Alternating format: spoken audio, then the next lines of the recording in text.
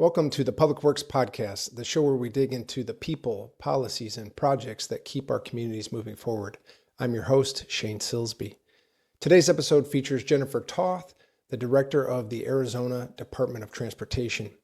Jennifer's career spans many productive years in the private sector with local governments and now in a statewide leadership position.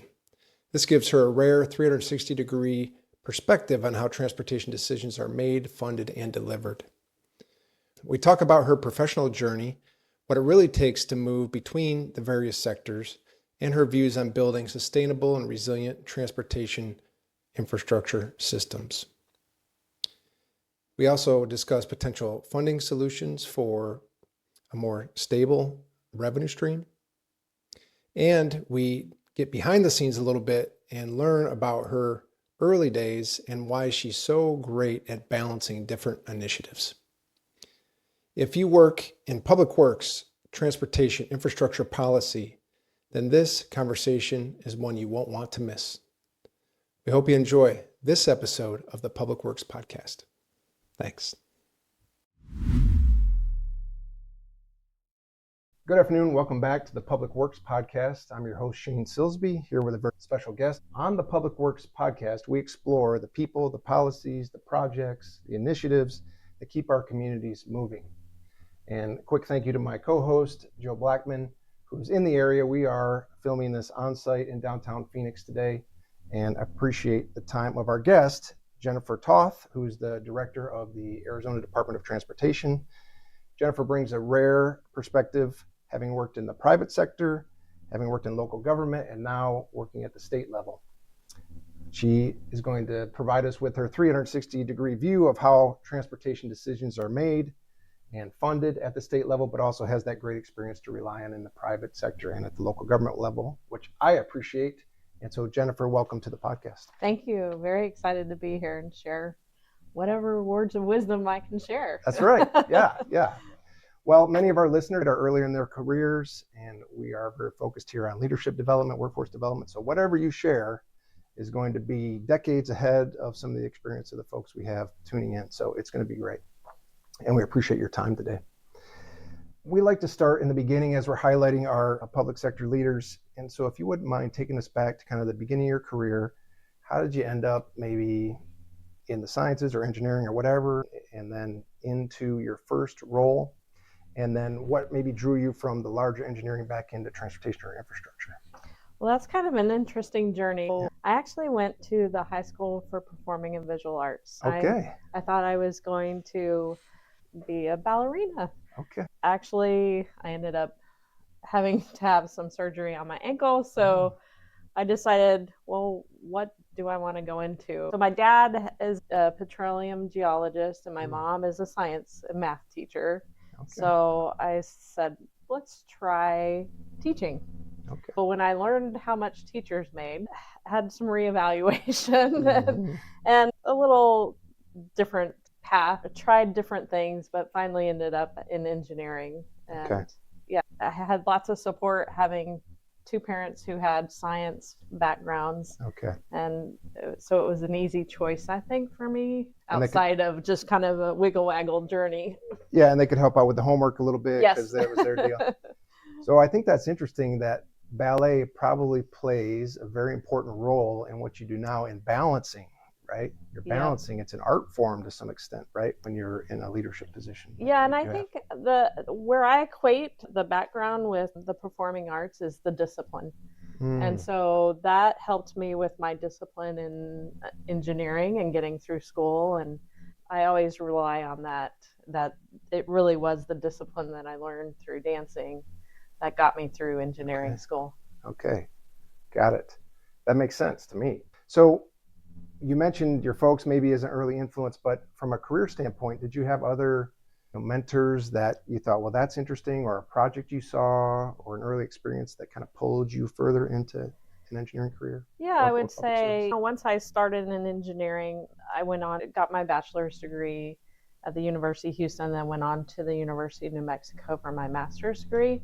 And there I worked on constructability and transportation was my project and my thesis. And so I made a connection with Dick Wright, who was at the time the constructability engineer for ADOT, and then became state engineer eventually, but worked with him, and he said, hey, I think you should maybe apply for this EIT program, engineer and training program. Yeah.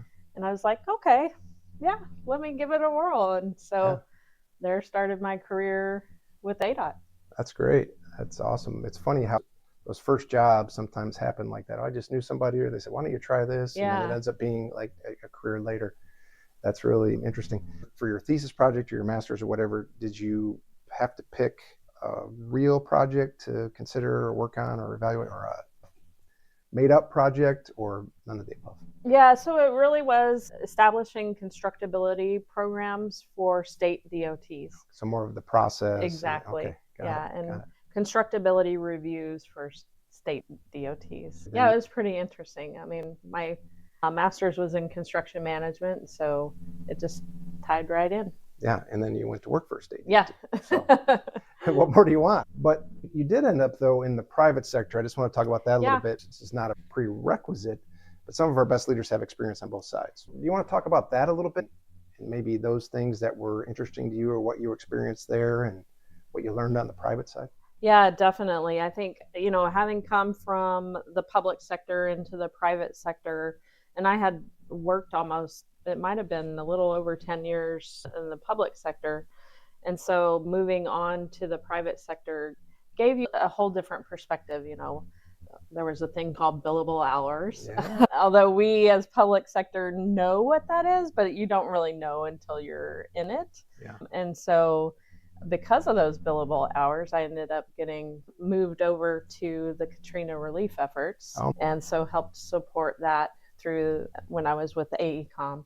That was definitely a different experience. And then I was deployed for 3 months in Mississippi for that, and then came back and worked in the private sector, putting together proposals, waiting to hear if you got selected and not selected, and trying to hit your revenue, and all of that was just great. I think great experience in terms of becoming the director as well, from the business and operations standpoint, because you still use that information in the public sector as well. Sure. Yeah. But it also gave me appreciation when I did come back, understanding what goes into a proposal. Sure. And the effort and the cost associated with that. It's not an easy feat. And so it really gave me that appreciation as well. Good point. Yeah, nothing's free. So everybody spends a lot of money on the proposals. Usually you only have one winner. So for everybody else, it's lost money, and then for the winner, they have to then go earn it. Good points. And I think it's good for folks to have that realization, because the way that we do procurements in the public sector can influence or affect how many proposers you have, the quality of those proposers, the amount of time. Right. Is your agency asking for 50 pages or 10 pages? All of that kind of flows into the cost. Yes, most definitely. Good point. So this question is kind of about a defining moment, if you have one. If not, that's okay. But looking back, can you think of a decision or an opportunity that most clearly set you on the path to where you are now in the public sector? Absolutely. I think I mentioned Dick. He was the state engineer when I got a call. I was a project manager up in Flagstaff. And so I got a call from him and said, hey, we want to make a change. You've heard of the project on 179 in Sedona. And I was like, oh, yeah, you mean the one that has busloads of protesters coming to our board meeting? And he's like, yeah, that one. And he said, we think you would be a good project manager. And I was like, okay, am I getting fired? Or is this really an opportunity? And that definitely was a tremendous opportunity to be able to go into the community, to really listen to what they were saying, and to develop then the transportation system based on, obviously engineering judgment, but also translating what the public and the community wanted out of that project, and being able to transform that relationship with the department. We got a standing ovation at one of the charrettes. That's great. Which was incredible. So yeah, that would be my defining moment for sure. Wow. And because it was so difficult, that's probably why it sticks out to you, right? If it was easy, it would just be another. Well, Mr. Wright probably had a good strategy there in that sometimes you just have to change the target, change the person at the front of the room. Even if the person before you was doing their best, people had a certain, reputation that they assigned to that person. Based on the results that we had been providing to the community. Sure, yeah. And so just switching that maybe even gave a fresh start for both sides. Yes. And you were able to be successful. And I think you use that throughout your career on the public sector side, trying to get those fresh ideas. We do that through consulting and contracting out, but also as we hire, we try to promote internally, but also sometimes we need to bring in a fresh perspective and hire somebody from the outside too. So there's a balance. Sure. Yeah. I like the balanced approach. In my experience, one of the reasons why you're trying to fill vacancies is you need expertise at a certain level and you need to have workload balancing, right? Yes. We need more resources, so let's fill these vacancies. But if you have 10 vacancies and you fill all 10 of those with internal people, great for them, but you still have 10 vacancies. Right? So you haven't really addressed the workload issue. So that's why I like the balanced approach there. Get some continuity and historical background and then get some new resources in. Well, it's also based on, we know that funding ebbs and flows sometimes. And so sometimes you have those peaks where maybe it's not in the best interest to bring people on board because then you see an ebb going and, okay, we have too many resources now. Right. So that ability to look at balancing what we contract out and what we do in-house as well. Good point. So you're trying to set a baseline for workload balancing, and if it peaks up, maybe use external resources, and then in the valley, you can just rely on your baseline. Exactly. Great. So I did have a question about that on the private side. You talked about using those resources in transitioning across different sectors and organizations. Now, what motivated then your move? You talked about being on the private side, working in Katrina and all that stuff, from the private sector back into the local government side, if I'm tracking that, or maybe to ADOT and then to the local government side, but just that transition back to the public side. Yeah, I think what I missed the most being on the consultant side, we would go in, do a project, and then you turn it over to that local government or to the state.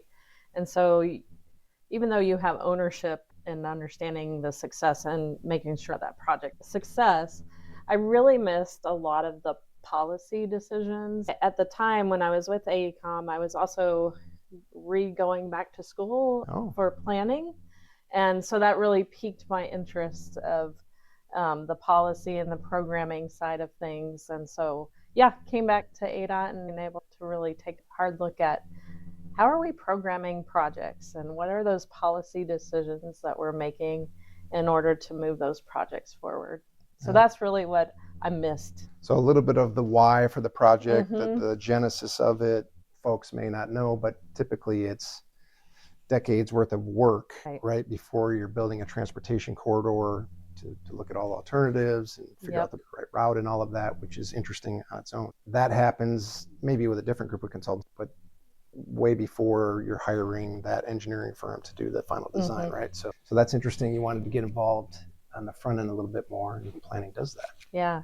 So it was very interesting to look at the transportation system as a whole.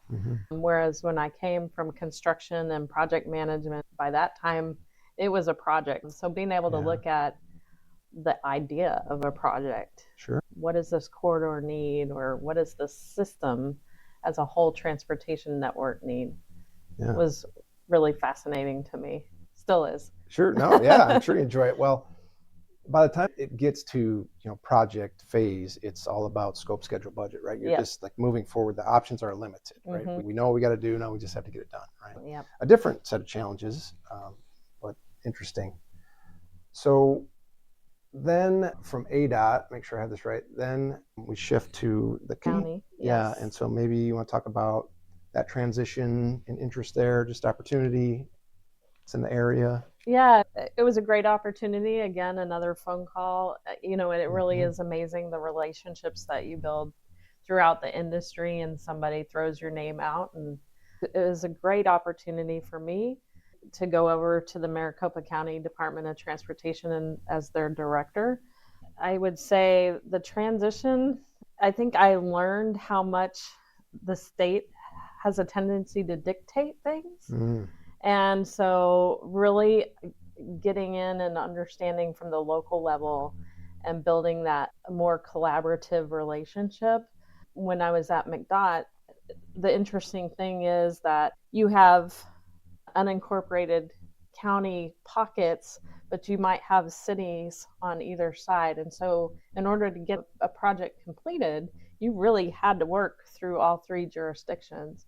And so, that collaborative effort was very prevalent within the local communities. And I enjoy the collaboration much more than this is the way it needs to be. So that gave me a different perspective coming back to ADOT too, for sure. Yeah, that's interesting. When the state delivers a project, then you are boots on the ground. But before that, it's really the local governments that are boots on the ground. They're with the people, they're dealing with the constituents and all those issues. So the state can dictate doing their job, but they're not really seeing the counter force of that. It's happening at the local level.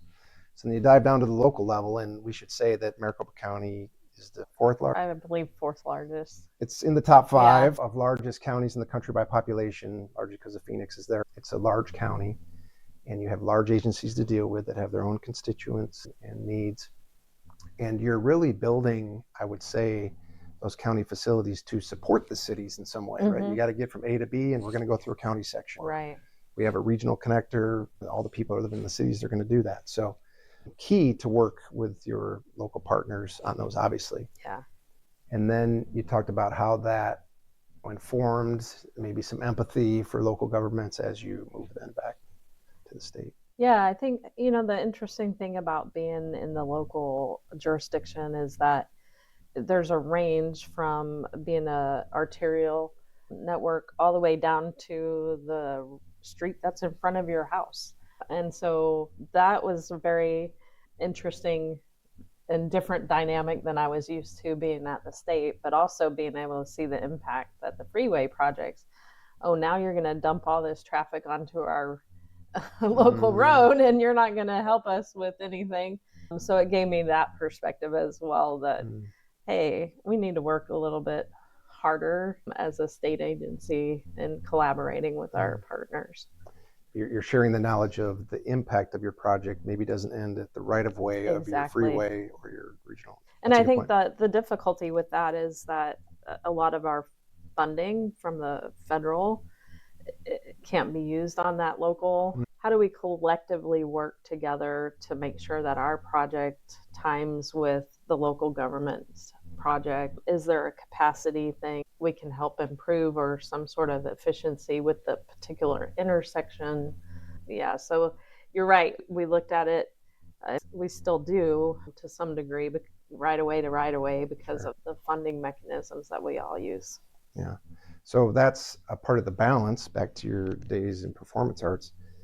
Okay, we've got that funding source. We can address these things here. What can we do with our maybe state funds so that maybe the adjacent population could say, oh, they thought through that piece of it, right? And then maybe you can get some more credibility than getting blamed. Right. And in the transportation arena, usually if there's no complaints, then you're just doing your job. It's when something is not right, then people voice their concerns. Yeah. That's great. So maybe that brings me to this question on potential misconceptions. From your experience, what do you think that people often misunderstand about how state DOTs or county DOTs operate? That's a great question. I think there's not an understanding of the project development process and how long it can take to clear a project from an environmental perspective, to move all the utilities out of the way, to acquire the right of way. And each piece of that takes time and working through that. And people think, wow, why does it take, you said decades, and sometimes it does. Yeah. Why can't we just go out there and build this right away? I think that's probably the hardest thing to explain to people is here's the federal requirements, here's the state requirements, and then at the local level, here's our standards too. Yeah. How do you balance we want to get that project done quick too. Sure. Just for the general public good, but also we want to get on to that next project, right? Sure. Yeah. I think it's just trying to make sure that people understand what that process is. That's interesting. When you were talking about that, I was thinking, okay, that's one of the misconceptions, that people don't understand maybe all of the elements that go into getting a project ready to construct. Land acquisition, you talked about the environmental elements. But then I think the flip side could also be a misconception where you go to do a construction meeting, a notice meeting, and say, okay, this project's going to start. And then somebody says, oh, I have an issue with the project, and can't we just stop this and talk about it? And you're like, well, you didn't even live here when we went through this part of the process, and we want to be respectful of your comments and respond to you, but understand that the criticism of moving slow, now we're getting criticized for moving fast. So kind of that dichotomy is interesting. That is very true. A lot of times you will get that one person or a few people that weren't there during that development. Right. Like all of a sudden, wait, what are you doing? Yes, exactly. Maybe some advice for engineers or planners. You were working on some planning background there. If they're considering a move between sectors, private to public or even public to private, do you have some thoughts or some things they should think about before making that move?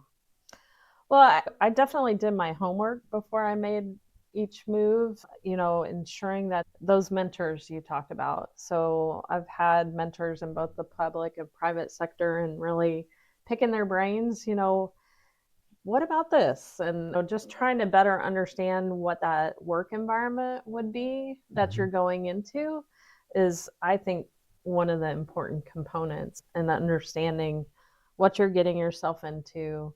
And then change isn't easy. And so you make that choice. I know there was a time when I went as the McDoc director and I was in a meeting and I'm like, oh my gosh, what did I do? Because you lose that comfortness of your position, but always be willing to try something new. You can always go back. You can always maneuver back. I think that's the beauty of our industry, is that there's an ability to move between companies. There's an ability to move from the private sector to public and vice versa, and different public agencies too. Sure. That's interesting about doing your homework, doing your research. So some people might say, well, I got this job offer, right? So I got a piece of paper. This sounds great. It's like, well, do you know who your supervisor is going to be? Do you know what your office environment is going to be? Do you know what you're going to be working on? As you get later in your career, those will become important. The other thing that I was thinking about when you mentioned, oh, I'm in this meeting and did I make a mistake, is especially in the public sector, I find that you are the ultimate master of your position the day you leave it. So you're learning all the way through. Yeah. And you're the most proficient you could ever be the day you leave that position. In the private sector, it's a little bit different. That can happen, but when you come in, you're at a billable rate, that classification, you're expected to be top of your game right away. But in the public sector, especially as a leader, things are changing all the time. You have elected officials transitioning, funding. So you're most proficient, so you can handle that meeting differently your last day than on your first day. Right? Absolutely. So that's a great observation. Yeah. So you're headed toward your ultimate pinnacle. Yeah, retirement. At some point. Okay, I would like to talk about your role at ADOT now in a leadership position as the director. For this role, how do you define success for you and your teams now as the director at ADOT? In terms of success, obviously we have to deliver projects. We've been talking about that, but there's a lot of other things that ADOT does. I come from the engineering side of things, but coming in as director, we have the whole motor vehicle division and collecting revenue and providing driver services and titling. We also have the ports of entry associated throughout the state, but also on the international border. We have the Arizona Highways magazine, which I encourage everyone to subscribe to. I'll put a link in the comments for you. Awesome. The Arizona Highways magazine. Yeah. Award-winning. We just celebrated 100 years. Just a phenomenal magazine. And then we also own an airport up at the Grand Canyon. Okay. So there's a wide variety. So when I define success, it's a little hard to give a general success, obviously delivering the 5-year program, delivering driver's licenses, and ensuring people's vehicles are titled and registered. So collecting that revenue, Being able to, from the ports of entry aspect, is ensure the safety of our commercial vehicles that are coming through our ports of entry that are on our roads, is a big component. But overall, I would say safety is number one for Arizona, and that's where I think we see success is how can we help to, we can't engineer our way out of our fatalities and serious crashes. And so how do we look at trying to change driver behavior? The top three incidents for fatalities are DUI, speeding, and unrestrained. We've started a campaign recently called There's No Such Thing as Accidents. Oh, interesting. Trying to really hit home on that driver behavior so that we can show success by reducing those fatalities and serious injuries. That's interesting. And I know that you all might try to do that also with your variable message signs. Yes, You we give try some to nice make messaging, that a little fun. Yeah. Yeah. Can you remember one recently that you enjoyed? Click it or ticket. Yeah. There's all these. No, that's not as fun. Not as fun, yeah. Something about distracted driving. I'm sure it'll be there when you get home or something. Exactly. I don't know. Yeah. So that's a good one. Just a quick reminder for people. Right? That's good. Okay, well, I think that's good for success. Now, back to your performing arts days, balancing competing needs. So how do you then balance the urban, suburban, rural transportation priorities across Arizona? As you said, you've got to cover the whole state. You've got the fifth largest city in the middle. You've got borders. How do you balance all of that? Yeah, that's an interesting question and very timely. Actually, we just started Next Move Arizona, which is a listening tour right now. So we're going across the state, really just sitting down and having conversations about the transportation system and what are the needs out there. We haven't, as an agency, been real good about listening, as I mentioned before. Typically we go out with a project and say, here's the project, now react to it, versus us just sitting back and saying, what are the needs of the community? What makes this community unique? And it's been phenomenally successful, I think, in opening up those conversations so that we can better understand what is happening from the rural perspective versus the urban perspective, the eastern part of the state to the western part of the state, north and south. I mean, it's just a very broad tour so that we can create a vision for the transportation system of the future. Got it. And Next Arizona, that's called. Yeah, Next Move Arizona. Next Move Arizona, I'm sorry. And then is there a website that you have for that, or can people just call? How do you like to get input on that? Yeah, so right now we're working with stakeholders, mainly elected officials, council of governments, metropolitan planning organizations, and then in probably the March, April timeframe, we'll be doing more of the public outreach component of that. So stay tuned. Stay tuned. So we got a couple months, and get ready to give your comments and your feedback. That's good, and that helps you build your network across the state, but you also have to have an organization to do that. So in building out your organization and the culture of that organization, what kind of culture are you working to build with an ADOT, and why does that eventually matter for delivery of projects and services? Well, I'll go back to what our core values as an agency are, which are easy to work with, collaborative, and results focused. And so taking a look at each of those, we are trying to make it easier to do business with ADOT. We are trying to listen, the listening tour, so that we're really trying to understand what it is people want out of the transportation system. And then collaboration, like we just talked about with the local jurisdictions. This is an opportunity for us to get better in terms of collaboration, and not just with the transportation industry, but our elected officials across the state, the organizations that support us, such as the Arizona Rock Products Association or with the General Contractors Association, all of that from a collaborative aspect. And then results focus. Obviously, we want to deliver the results and services that Arizona needs. Yeah, that's great. And so you're talking about some partnerships there. You're trying to get maybe your team is already there, but you're focusing your team or reinforcing that. Being collaborative is important. And I think that, people on the private side, from a contractor, supplier, engineering firm side, I think they would appreciate that. You're not going to win every job, but if you feel like it's collaborative, then you might want to come back for the next one. So that's important. Also, I think the results is something that people might not also understand, that the revenues are not consistent, right? They're mostly stable. But I remember when I was at the City of Phoenix and we were focused on the highway user revenues and all that stuff, we were trying to project, and it wasn't always up. Right. Sometimes there were drops. And so you're trying to deliver projects within that framework. Being results oriented is great, but for folks out there, maybe a little bit of empathy that, sometimes the money isn't there to deliver on those results, Right. but at least it's the goal, right, to try to do that. Absolutely. That's great. So a little bit of a big picture view here. We talked about funding a little bit on what we call the HERF, the highway user revenue. When we talk about trying to be more sustainable in that transportation funding, as we said, it kind of goes up and down.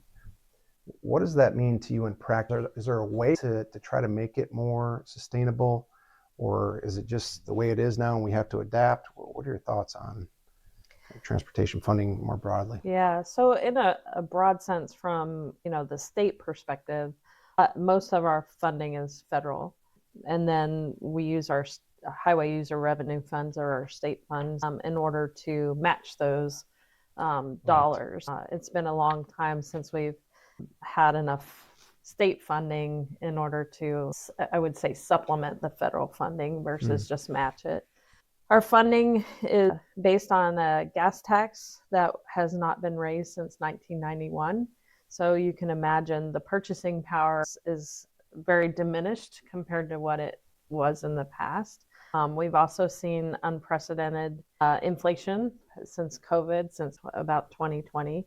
And so the materials costs are higher than they were previously. And so that's hurting our purchase power as well.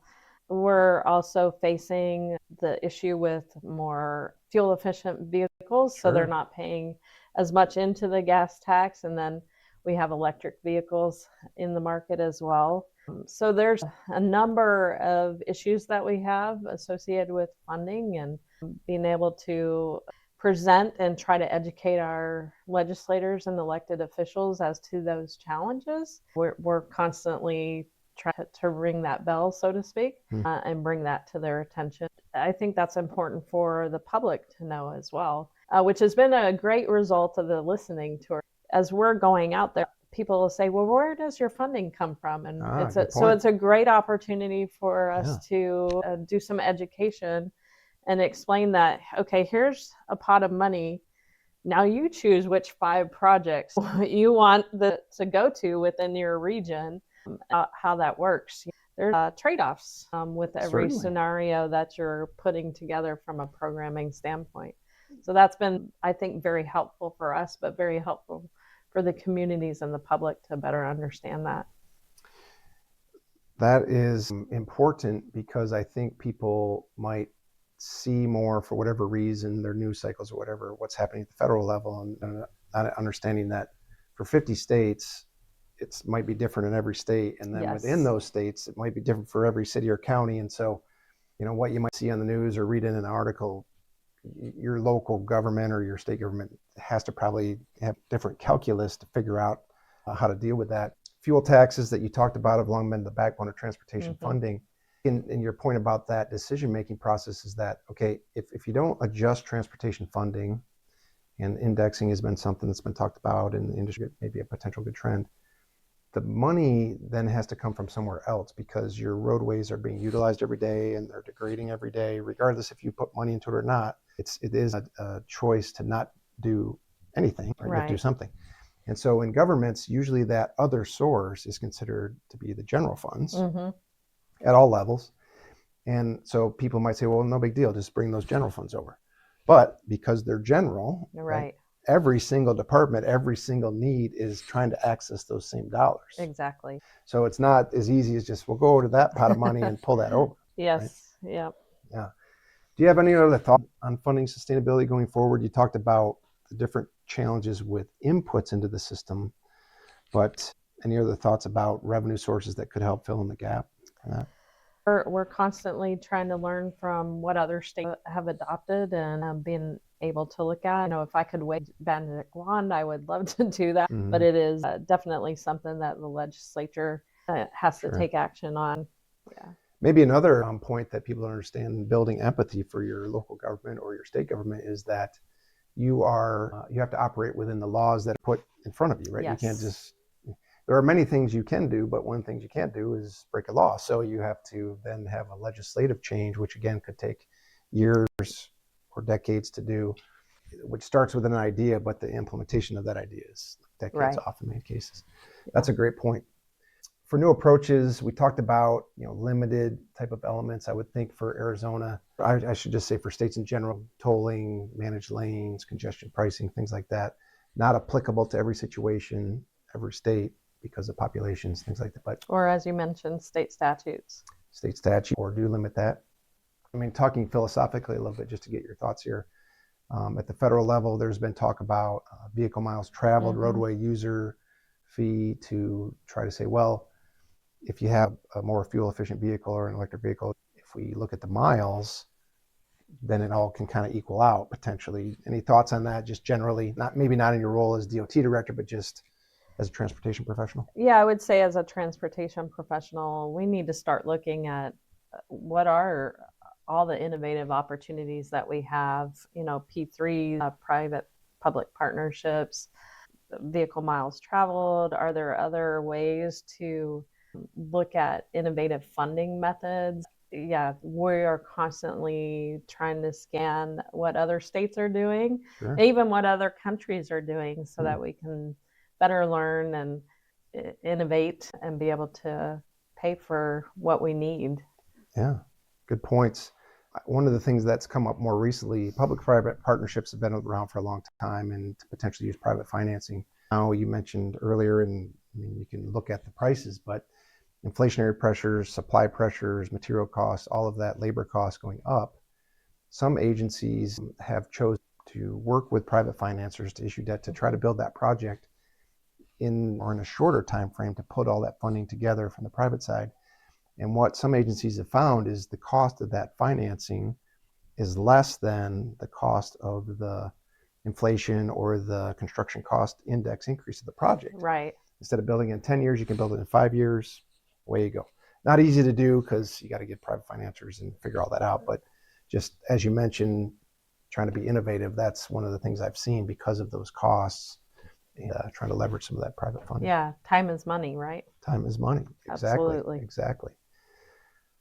So we talked about federal a little bit there, state. The listeners don't know, right? The federal government does certain amounts when they're budgeting. There are formulaic dollars. A lot of those flow directly to the states.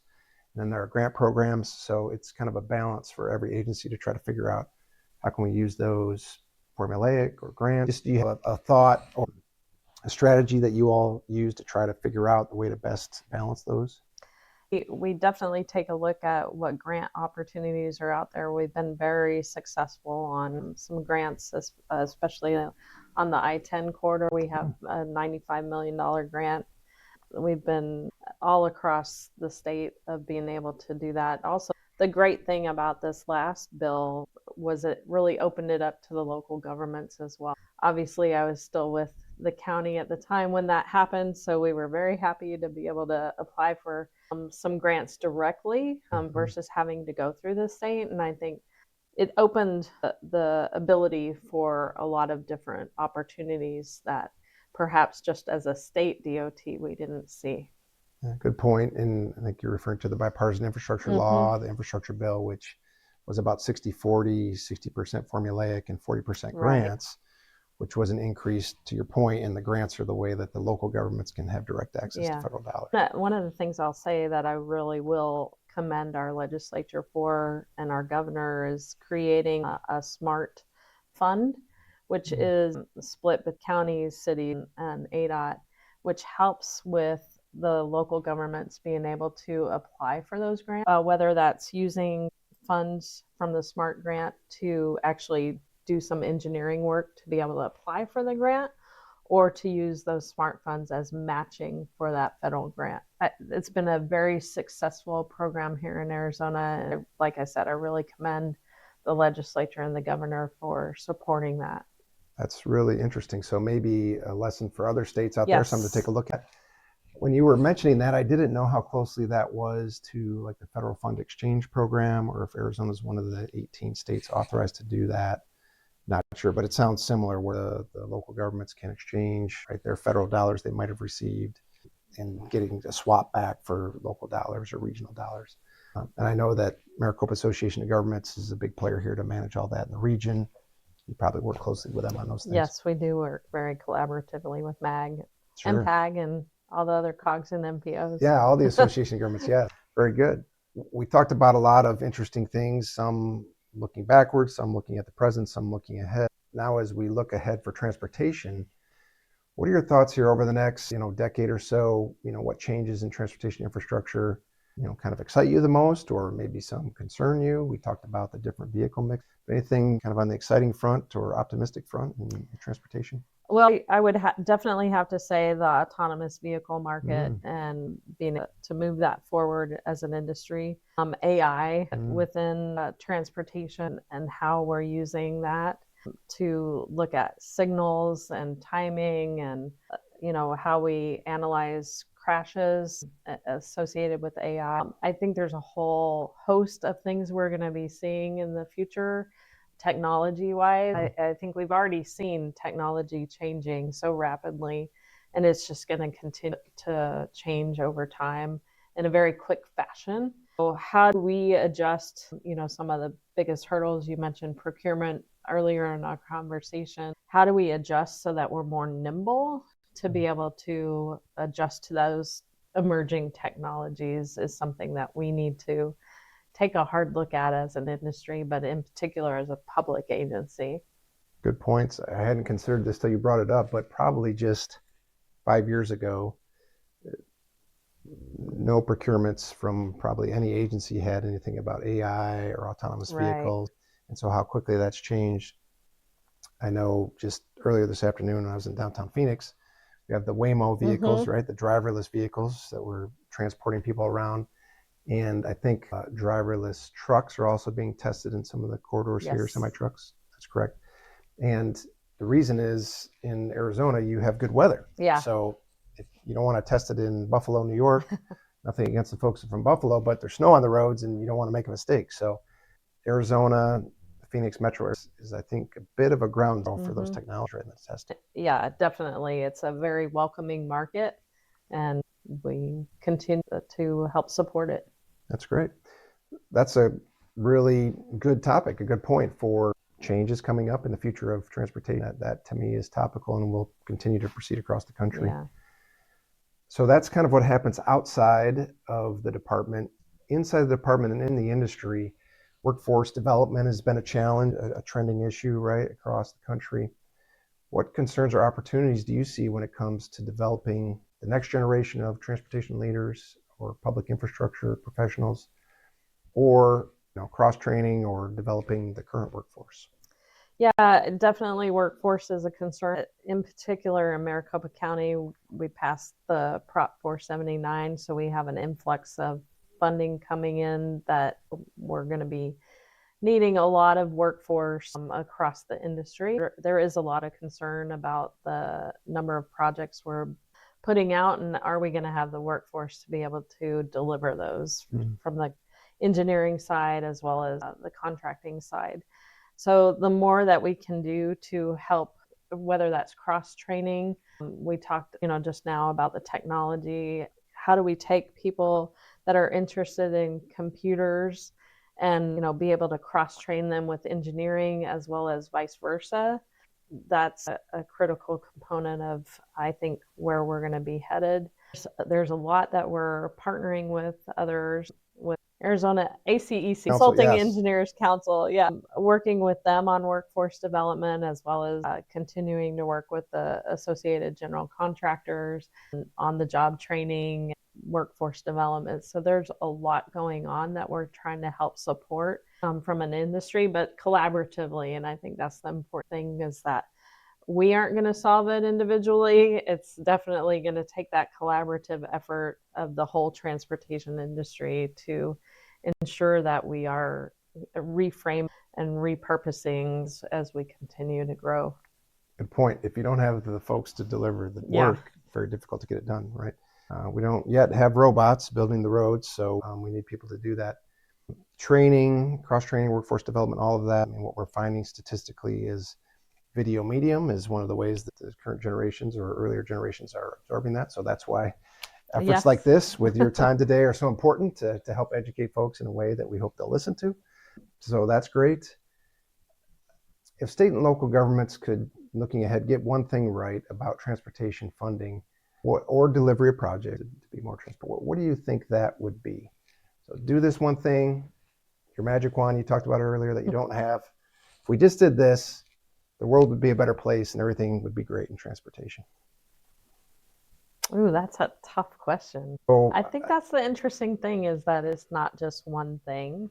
I think it's multifaceted in terms of funding, project delivery, innovation, and they all work together, and that's important. I wish there was a silver bullet. We'd be out of a job, right? That's right. Yeah. If it was easy, anybody could. Exactly. Right? So maybe the one thing is to make sure you understand it is not one thing. Right. And so all these facets need to be addressed. Smart people, experienced people like yourself to take those on and drive that forward. Great point. Great point. I need to change my question on that. So as we wrap up, a couple of quick hitters. Do you have thoughts about a leadership habit that you consistently utilize or you like to do in your daily routine? I would say planning the week ahead, as well as then, taking time at the end of the week. Did you accomplish what you wanted to accomplish? And if not, how do you adjust for the next week? It's really taking that time to reflect.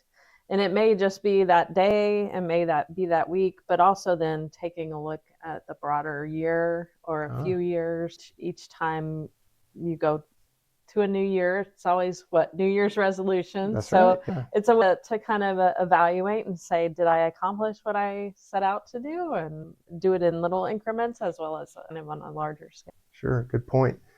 It makes me think about there's always more coming in, right? Every day there's more things coming in, more action items, more requests, more demands. So if you don't plan a little bit, maybe things of lower priority can take over. Right. Other things just because of the recency bias, right? So I think that's a great approach to be planning, especially for those early in your career. Plan it out and reflect on that. Good point. One of the ways you can plan out what you're going to do is maybe checking out some books or accessing a resource. So do you have one that you would recommend, either a book or resource that kind of shaped your thinking on infrastructure or leadership, or kind of a go-to, new employee, check this one out? What do you think? Well, I'm a big fan of Patrick Lencioni and The Advantage and The Team Player. Are wonderful, fascinating book, and what I've tried to model my leadership behind in terms of the advantage and creating a healthy organization, not just a smart organization. So those are the ones that I would recommend. Great. That's a good resource. You can check those out on your time. This one could be a little bit interesting, but the most underrated part of transportation systems, what do you think is the most underrated piece of that system? I would say what it takes to maintain the system. I think, people get excited about ribbon cuttings and, projects starting, but it's really the day-to-day maintenance and operations that doesn't get of course it gets a lot of attention if you hit a pothole, but I think people don't understand that takes the funding as well and the resources to be able to address the maintenance and operations aspect. Yeah, good point on O&M, because as you said, ribbon cuttings and groundbreak, right? Everybody loves that. And it takes money to add capacity to your system or expand your system. But your biggest asset you have to fund is your existing system, right? Exactly. That pothole doesn't appear. What's underrated is all of those efforts that go into the asset management of your existing system. Great, good point. Okay, any other advice for the next generation of transportation professionals beyond your books and things like that? I would just say if an opportunity presents itself, don't be afraid to take advantage of that. Seek out mentors. I think that's the wonderful thing about being where we are in our careers is that we're here to help and we're here to grow people as an industry, and exactly what you're doing with this podcast. And each one of us are willing and able to have that conversation. So just tap us on the shoulder and say, hey, I want to learn more. Yeah. Don't be afraid to reach out. Everybody's busy, so it might take a couple times or having structure to your request, but industry leaders like Director Toth, they have a lot to share. It'd be great for you to access those folks. Some people like to, but you don't have to make those mistakes for 20 years. Yeah. Some people can help you avoid We've already made some. We've already learned from that. And there'll be plenty of other mistakes to make. So maybe if there's a few we can avoid, that would be great. Thanks for that's good advice. Before we close here, wrap up, anything else that we missed or that you wanted to add for our audience? I would just reiterate, from a safety perspective, you as a driver have a choice whether you speed, you drive intoxicated, or you wear that seatbelt. So please help us in making those good decisions. Or whether you drive in a distracted way, right? Put the cell phone down, or go hands-free. Good points. Thank you for that. Jennifer, this has been a great conversation. Thank you for sharing your journey, your leadership insights, and your perspectives on the future of transportation funding, transportation systems, on the great pieces of it, the underrated pieces of that.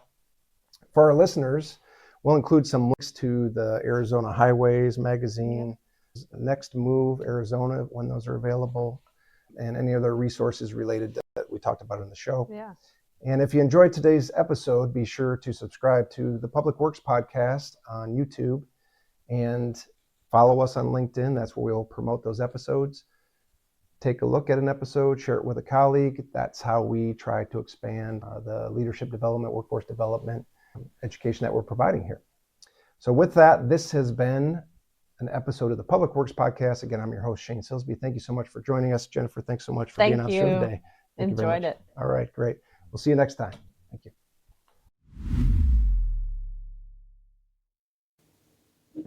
Well, that was the latest episode of the Public Works Podcast, and we appreciate you listening. My thanks again to Jennifer Toth, the director of the Arizona Department of Transportation, and we appreciate her sharing her journey across the private, local government, and state sectors. We also appreciate her thoughtful perspective on the future of sustainable transportation systems and potential funding solutions.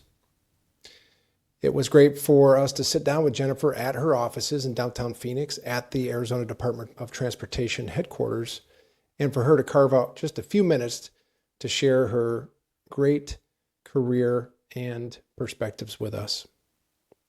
If you found value in this episode, please subscribe to our YouTube channel, leave a review, share this with a friend or a colleague that is in the public works or transportation industry.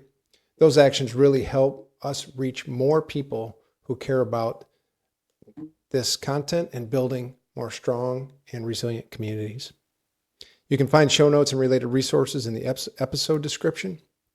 And you can also follow us on LinkedIn, where we generally promote these episodes.